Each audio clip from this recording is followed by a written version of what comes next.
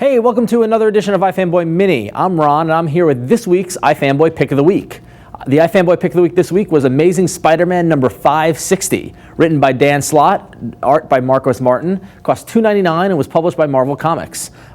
Spider-Man's been in the news a lot this year because there's a huge shakeup in his storyline. The One More Day by Joe Quesada and J. Michael Straczynski. They got rid of the Peter Parker-Mary Jane marriage. We're now into the Brand New Day storyline. It's been semi-weekly, sort of weekly, and it's been interesting. There's been rotating creative teams. Phil Jimenez, Steve McNiven, Mark Guggenheim, Zeb Wells, bunch of different writers and artists. It's been good. It's felt a lot like how Spider-Man should feel, but this current story arc by Dan Slott and Marcos Martin, this is the most excited about Spider-Man I've been about in probably about 10 years or so.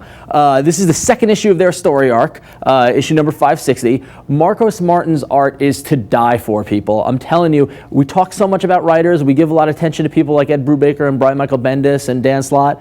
Dan Slott's a great writer. He's doing a good job on this, but the real star of this book is Marcos Martin. Marcos Martin had previously done the Doctor Strange The Oath miniseries that Brian came on a couple of years ago, and now he's on, I don't know how many issues is on the story arc, but I hope he never leaves this book. His art has got a really kind of retro modern kind of feel, and I know it's a bit of a redundant term, but if you look at it, it's echoes of John Romita, echoes of Steve Ditko, as well as little touches of Darwin Cook and Tim Sale from more contemporary artists. He's got a very clean line and a clean art style, but looking at it, it does look like how Spider-Man comics looked back in the 60s. You've got the smaller spider eyes, you've got a leaner Peter Parker. The drawings are beautiful. This issue has a big fight that takes place in the Museum of Modern Art in New York City. New York City is a huge character in Spider-Man and the Marvel Universe in general, but by having events happen at actual places really positions Spider-Man as actually occurring in our universe. You could believe it. You could go to the MoMA and see this fight happen.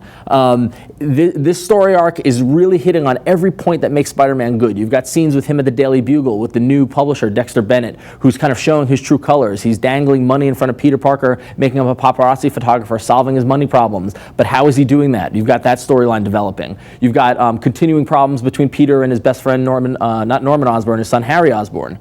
You've got the ongoing saga of J. Jonah Jameson losing the Daily Bugle. And you even got a little hint of the romance at the very end of the book, a classic Spider-Man cliffhanger, a character we haven't seen in a couple of months now who seems to be back. Amazing Spider-Man number 560. I can't recommend this book enough.